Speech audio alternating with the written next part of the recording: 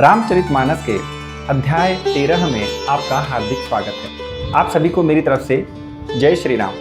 12वें episode में हमने शुरुआत की कवि की विनम्रता, उसी को आगे बढ़कर हम आगे चलते हैं। एपिसोड 13 में भी कवि अपने नम्र स्वभाव में, अपने कोमल स्वभाव में रामचरितमानस के चौपाइयों को लिखते हैं जो मंत्र बन गई हैं।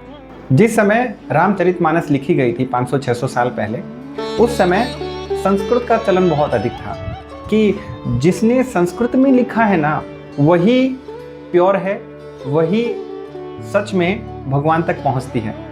और गोस्वामी तुलसीदास जी ने पहली बार राम जी के गुण को अवधी भाषा में लिखा।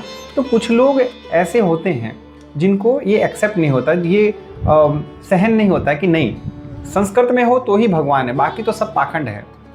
पर गोस्वामी तुलसीदास जी का यह मानना था कि जब तक हम राम जी को सर्वसाधारण भाषा में अगर हम बात नहीं करेंगे, उनके गुणों का गान नहीं करेंगे, तब तक कैसे पता लगेगा आम जन को कि राम जी की जो महिमा क्या है, राम जी का गुण क्या है। तो अगर राम जी के गुण का पता ना हो तो उन गुणों का समावेश वो अपने हृदय में कैसे करेंगे।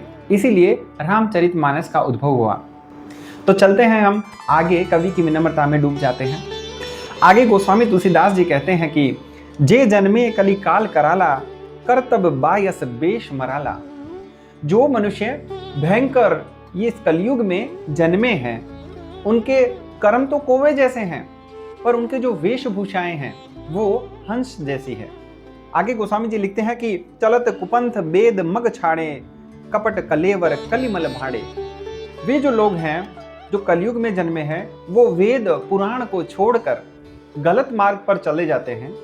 वो साक्षात कपट की मूर्ति हैं और वे ही कलयुग के पापों के पात्र हैं। आगे गोस्वामी तुलसीदास जी कहते हैं कि उन लोगों के बारे में जो कलयुग में किस किस प्रकार के ढोंग करते हैं। आगे कहते हैं कि बंचक भगत कहाय राम के। वे ठग लोग जो हैं वो श्री राम जी के भक्त कहलाकर क्रोध और काम वासना में डूबे रहते हैं। किंकर कंचन कोह काम के। आगे कहते हैं कि तिन मह प्रथम रेख जग मोरी, धींग धर्म ध्वज धंधक धोरी। देखिए चौपाई में किस प्रकार से उसको मंत्र बनाया गया है। हर एक शब्द में आगे ध ध ध करके लिखा हुआ है, धींग धर्म ध्वज धंधक धोरी। अर्थात उनमें से जो संसार में ऐसे लोग हैं, उनमें से पहली गिनती मेरी है। गोस्वामी तुलसीदास जी कहते हैं कि ये इन सब जो ढोंग कर रहे हैं उनमें से एक मैं भी हूं। मैं अछूता नहीं हूं इससे, क्योंकि मैं भी राम का नाम ही ले रहा हूं इस कलयुग में। और ऐसी धर्म की ध्वजा को धारण करने से मुझे धिक्कार है। आगे तुलसीदास जी विनम्रता से कहते हैं कि जो अपने अवगुण सब कहूं, बाढ़ ही कथा पार नहीं लहूं। इसके पश्चात वो कहते हैं कि अगर मैं मेरे अवगुण को बताता चला जाऊंगा, लिखता चला जाऊंगा, तो ये रामचरितमानस उसी से भर जाएगी और मैं कथा में पार ना पाऊंगा। इसलिए ताते मैं अति अल्प बखाने, थोड़े महु जान ही साने। इसलिए थोड़े में ही जो चतुर लोग हैं वो समझ जाएंगे। इसी कारण मैंने इतने से अवगुण मेरे कहे हैं। आगे तुलसीदास जी कहते हैं कि समुझी विविधि विधि विनती मोरी, को न कथा सुनी देह ही खोरी। अर्थात मेरी अनेक प्रकार की विनती समझकर और मेरी कथा सुनकर मुझे दोष न देंगे। आगे कहते हैं कि ए तहु पर कर ही जय आशंका।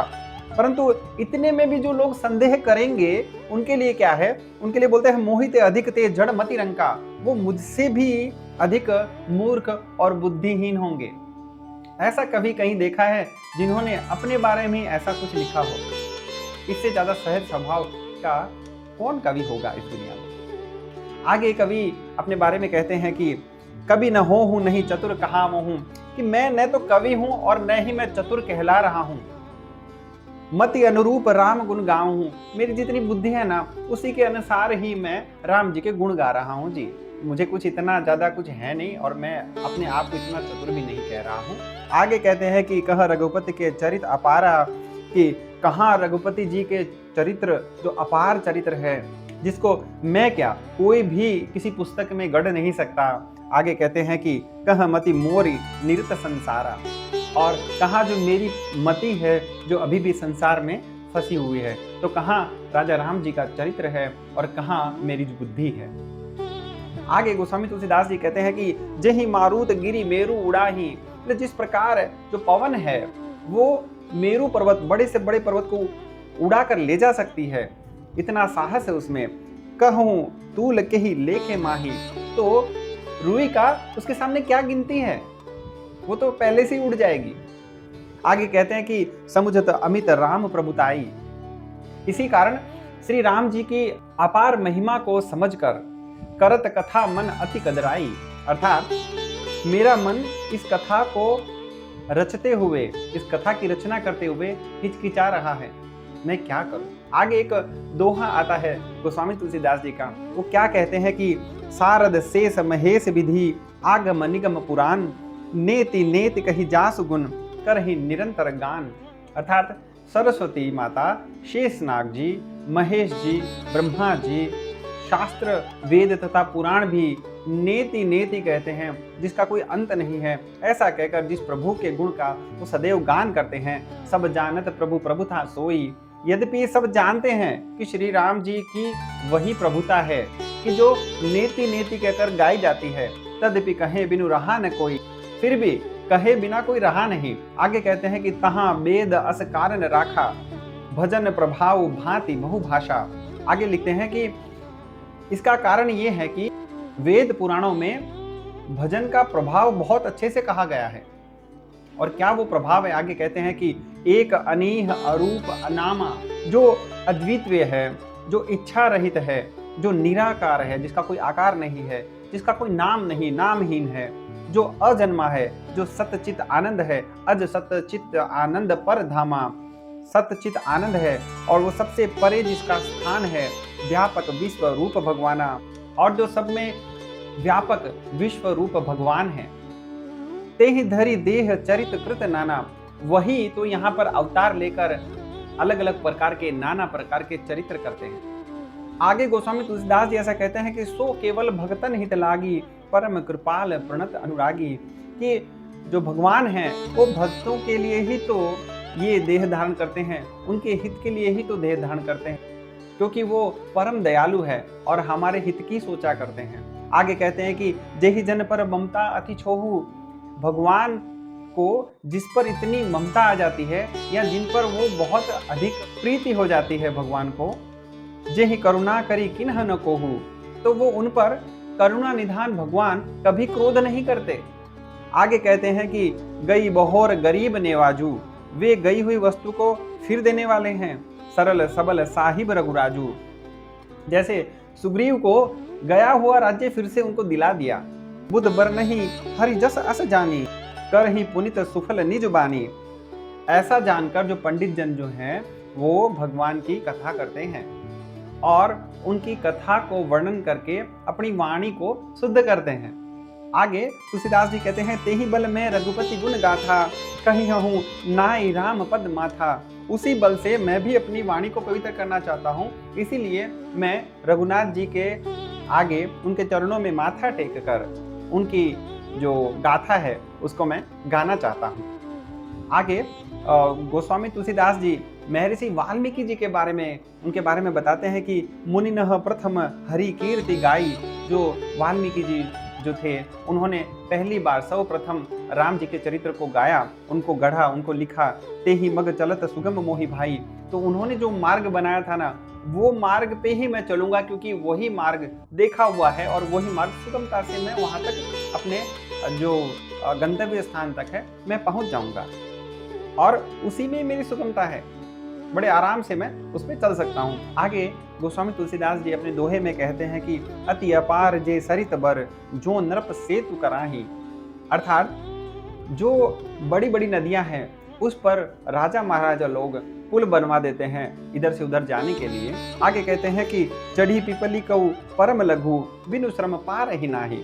तो उस बांध पर अगर छोटी छोटी चिड़िया एक स्थान से, नदी के एक छोर से दूसरे छोर तक कितनी सुगमता से जा सकती है, और वो भी बिना थकावट के। ये जो उदाहरण दिया है उन्होंने इस प्रकार दिया है कि श्री वाल्मीकि जी ने पुल तो बांध दिया है, तो मैं तो चींटी जैसा हूँ, मैं तो उस बांध पर खाली एक नदी के एक छोर से दूसरी छोर तक जाना चाहता हूँ, बस इतना सा ही मेरा काम है। तो आगे चौपाई में कहते हैं कि इही प्रकार बल मन ही दिखाई, करी हूँ रघुपति कथा सुहाई। तो इसी प्रकार के जो छोटा सा बल है, चींटी जैसा बल है, उसको मैं लेकर मन को दृढ़ कर ये सुहानी कथा मैं कहना चाहता हूँ। आगे कहते हैं कि व्यास आदि कवि पुंगव नाना, जिन्ह सादर हरि सुजस बखाना। आगे कहते हैं कि जो बहुत सारे कवि हैं, व्यास आदि कवि हैं, जिन्होंने भगवान के चरित्र को बड़े आदर से कहा है।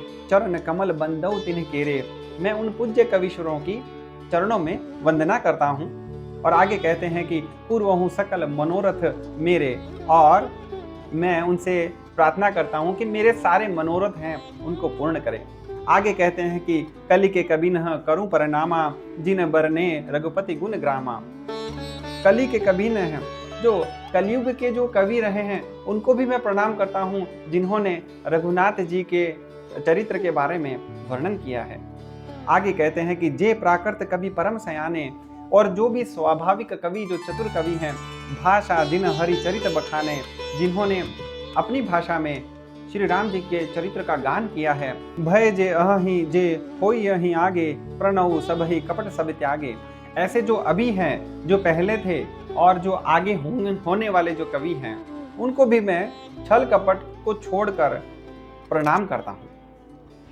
आगे गोस्वामी तुलसीदास जी ऐसा कहते हैं कि हो प्रसन्न देहु बरदानु, साधु समाज भनिति सम्मानु।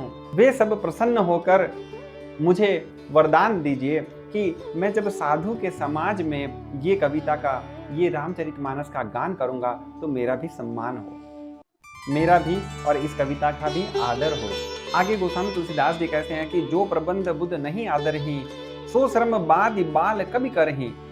अर्थात जो पंडित लोग जिनकी कविता का आदर नहीं करते, वह परिश्रम बाल कवि वृथा ही करते हैं। आगे गोस्वामी तुलसीदास जी ऐसा कहते हैं कि कीर्ति भनिति भूति भली सोई, सुरसरी सम सब कह हित होई। कि इस संसार में बड़ाई, कविता और संपत्ति वही अच्छी होती है जिससे सबका हित हो। जैसे गंगा जी किसी को छोटा बड़ा आगे पीछे कुछ नहीं देखती, सबको समान हित देती है। उसी प्रकार से कविता भी ऐसी ही होनी चाहिए, संपत्ति भी ऐसी होनी चाहिए जिससे किसी का हित हो, न कि उसको उठा के हम जैसे तिजोरी में रख लेते हैं और उसका कोई फायदा ना हो। आगे कहते हैं कि राम सुकीर्ति भनिति भदेसा। फिर से एक संशय में आ जाते हैं गोस्वामी तुलसीदास जी, क्योंकि एक राम कथा जो अथाह है, उनके बारे में कहना, एक बार सोचना कहते हुए उसमें भी एक बार ऐसा डर जैसा हो जाता है कि मैं कैसे उसको पूरी कर पाऊंगा, किस प्रकार से राम जी के गुणों को मैं अपनी रामचरितमानस में समेट पाऊंगा। तो इसके लिए गोस्वामी तुलसीदास जी ऐसा कहते हैं कि राम सुकीर्ति भनिति भदेसा। श्री राम जी की कीर्ति तो इतनी सुंदर है, परंतु मेरी कविता तो बहुत भद्दी है। फिर से कविता के बारे में उनका संशय हो रहा है। तो असमंजस असमोही अंदेशा, इसलिए मुझे असमंजस है और संदेह है कि मैं ये अवधी भाषा में श्री राम जी का गुणगान करूं या नहीं। चौपाई में साफ साफ पता लग रहा है कि वो कुछ ऐसा लिखने जा रहे हैं जो पहले कभी नहीं लिखा है, और उसका क्या परिणाम आएगा उन्हीं को पता नहीं। पिछली चौपाई में गोस्वामी तुलसीदास जी ने साफ साफ लिख दिया था कि ये मैं अपने अंतःकरण के सुख के लिए बना रहा हूँ। आगे गोस्वामी तुलसीदास जी ऐसा कहते हैं कि तुम्हारी कृपा सुलभ सो मोरे, सियनी सुहावनी टाट पटोरे। इस प्रकार से अभी तक की जितनी भी कवि की विनम्रता की चौपाइयों में जिन जिन के बारे में उन्होंने उनको प्रणाम किया है और उनसे वरदान मांगा है, उन सभी के बारे में कहते हैं कि अगर आप सभी की कृपा मुझ पर हुई, जिस प्रकार टाट जो बिछोना होता है वो रेशम की सियनी सुहावनी लगती है, उसी प्रकार से मेरी भाषा भी श्री राम जी के चरित्र के बारे में बोलने के योग्य हो जाएगी। उसी प्रकार से आपकी कृपा से मेरी जो वाणी है वो श्री रामचंद्र जी के अपार चरित्र के वर्णन करने के योग्य हो जाएगी। आगे जो कवि की विनम्रता का अंतिम दोहा है उसके बारे में गोस्वामी तुलसीदास जी ऐसा कहते हैं कि सरल कबीत कीर्ति बिमल, सोई आदर ही सुजान, सहज बियर बिसराई रिपु, सो सुनी कर ही बखान। अगर जितनी कविता जो है वो एकदम निर्मल हो और सीधी हो, सज्जन पुरुष उसी का तो आदर करते हैं। और आगे लिखते हैं कि सहज बयर बिसराई रिपु, जो सुनी कर ही बखान। शत्रु लोग भी जो हैं वो ऐसी कविता को सुनकर अपनी शत्रुता को एक तरफ रखकर उसका बखान ही करते हैं। आगे दोहे में गोस्वामी तुलसीदास जी ऐसा कहते हैं कि सो न होई बिमु बिमल मति, मोहि मति बिलति थोर, करहूं कृपा हरि जस कहूं, पुन पुनि करहूं निहोर। परंतु ऐसी सिद्ध कविता कहने में मेरी बुद्धि जो है बहुत छोटी है, अभी भोली है बुद्धि, और मेरा बुद्धि बल थोड़ा है। इसीलिए मैं बार बार आपसे विनती कर रहा हूँ कि मुझ पर कृपा करें, जिससे कि मैं राम जी के गाथा को वर्णन करने के योग्य हो जाऊं। आगे गोस्वामी तुलसीदास जी ऐसा कहते हैं कि कवि कोविद रघुबर रचित, मानस मंजू मराल, बाल विनय सुनी सुरचि लखी, मोह पर हो कृपाल। आगे गोस्वामी तुलसीदास जी ऐसा कहते हैं कि जो कवि हैं, जो पंडित जन हैं, जो सज्जन पुरुष हैं, वो श्री रामचरित रूपी सुंदर सरोवर के हंस जैसे लग रहे हैं। तो मुझे बालक जैसा जानकर, मेरी विनती सुनकर और अच्छी रुचि देखकर मुझ पर कृपा करें। इसी के साथ कवि की विनम्रता यहाँ पर समाप्त होती है। आगे हम अगले एपिसोड में देखेंगे प्राचीन कवि की वंदना के बारे में, जो गोस्वामी तुलसीदास जी ने बताया है उनके बारे में। तब तक के लिए जय श्री राम।